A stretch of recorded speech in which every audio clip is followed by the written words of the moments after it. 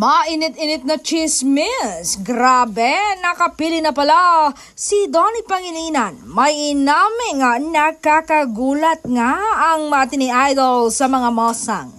10 years from now, nakikita niya raw ang kanyang sarili na kasama ang isang dalaga. Pero sino kaya ito? Alamin mo, ito na nga ang chika.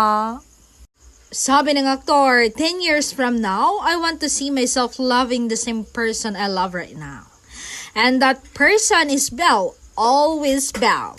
A decade from today, gusto ko pa rin hawakan yung kanyang kamay sa gitna ng lahat ng uncertainties. Gusto ko pa rin makita siyang tumawa sa mga joke kung hindi naman talaga nakakatawa.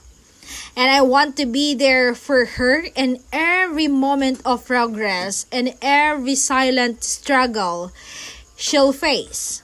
Hindi ko alam kung ano ang itsura ng mundo natin pagdating ng panahong yon. Pero eto lang ang alam ko.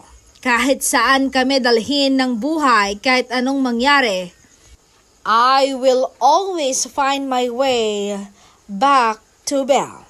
Because loving her isn't just for now, it's for always.